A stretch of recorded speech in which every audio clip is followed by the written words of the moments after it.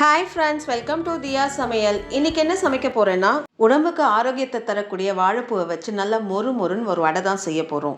Evening tea குடிக்கும் போது 2 வாழைப்பூ வடையும் கூட வச்சு சாப்பிட்டு பாருங்கள். நல்லா டேஸ்ட்டாகவும் இருக்கும், வயிறும் நிறைஞ்சிரும். வாங்க எப்படி செய்கிறதுன்னு பார்க்கலாம். அதுக்கு முன்னாடி இப்போ தான் ஃபர்ஸ்ட் டைம் என் சேனலை பார்க்குறீங்கன்னா என் சேனலை சப்ஸ்கிரைப் பண்ணிவிட்டு பக்கத்தில் இருக்க பெல் ஐக்கானை கிளிக் பண்ணிவிட்டு வாங்க.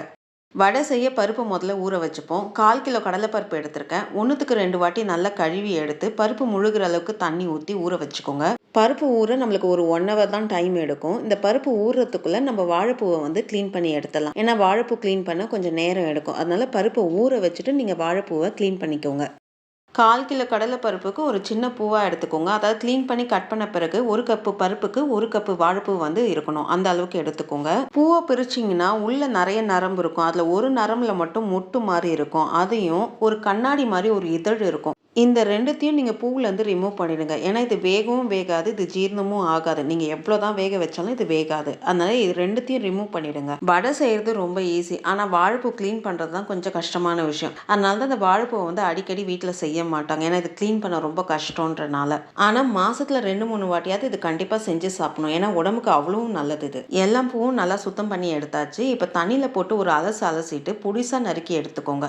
எந்த அளவுக்கு புடிசா நறுக்க முடியுமோ அந்த அளவுக்கு புடிசா நறுக்கி எடுத்துக்கோங்க. ஒருவேளை உங்களுக்கு புடிசா நறுக்க வரலன்னா நீங்க மிக்ஸி ஜார்ல சேர்த்து 2 ஓட்டி எடுத்தீங்கன்னா உங்களுக்கு புடிசா நறுக்கின மாதிரி இருக்கும். நீங்க அப்படி கூட யூஸ் பண்ணிக்கலாம். நிறைய பேர் என்ன பண்ணுவாங்கன்னா வாழைப்பூவை வந்து நல்லா பொடிசா கட் பண்ணி தண்ணியில போட்டு அலசி எடுப்பாங்க. ஏன்னா அதோட துவர்ப்புலாம் போயிடும்ன்றதுக்காக. வாழைப்பூவோடைய இயற்கையே வந்து பார்த்தீங்கன்னா அந்த துவர்ப்பு தான். அந்த துவர்ப்பு தான் நம்ம உடம்புக்கு தேவை. அதே இல்லைன்னா அப்போ வாழைப்பூ சாப்பிட்றதே வேஸ்ட்டு. அதனால நீங்கள் கட் பண்ண பிறகு நீங்கள் வந்து தண்ணியில் போட்டு அலசாதீங்க. அதுக்கு முன்னாடியே நீங்கள் கழுவிட்டு அதுக்கப்புறம் நீங்கள் பொடிசா நறுக்கி எடுத்துக்கோங்க. வாழைப்பூ பொடிசா நறுக்கி வச்ச பிறகு காற்று படப்பட பூ வந்து கருப்பாக மாறிடும். அதோட தன்மை கருப்பாக மாறுறது தான். அதனால டேஸ்ட் எந்த சேஞ்சும் வராது.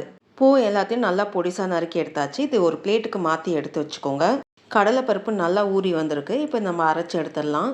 மிக்ஸி ஜாரில் 1 கை பருப்பு மட்டும் எடுத்து போட்டுக்கோங்க. 5லேருந்து 6 காஞ்ச மிளகாவை சேர்த்துக்கோங்க. 10 பல்லு பூண்டு தோலோடு சேர்த்துக்கோங்க. 1 துண்டு இஞ்சி பொடிசா நறுக்கி சேர்த்துக்கோங்க.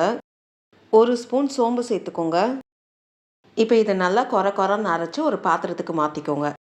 மீதி இருக்க பருப்பை நல்லா தண்ணியை வடிச்சிட்டு மிக்ஸி ஜாரில் சேர்த்து தண்ணி சேர்க்காம நல்லா அரைச்சி எடுத்துக்கோங்க. ரொம்ப மைய அரைக்காமல் கொஞ்சம் கொரன்னு இருக்கிற மாதிரி பார்த்துக்கோங்க. ஒருவேளை உங்களுக்கு தண்ணி தேவைப்பட்டால் லைட்டாக தெளித்து அரைச்சி எடுத்துக்கோங்க. கொஞ்சம் கொரன்னு அரைச்சி எடுத்தாச்சு. இதையும் பாத்திரத்துக்கு மாற்றிக்கோங்க.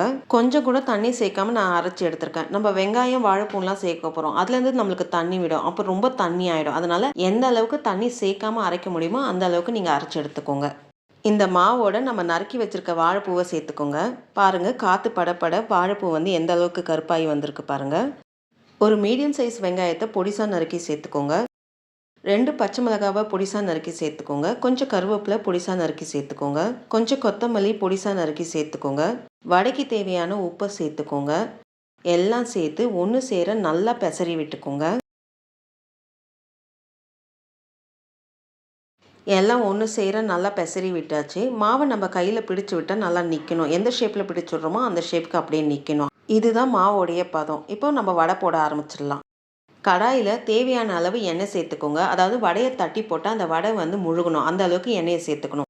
எண்ணெய் நல்லா காஞ்சிருக்கணும். அதாவது வடையை தட்டி போட்ட பிறகு எண்ணெயிலேருந்து பபிள்ஸ் வரணும். அந்த அளவுக்கு காஞ்சிருக்கணும்.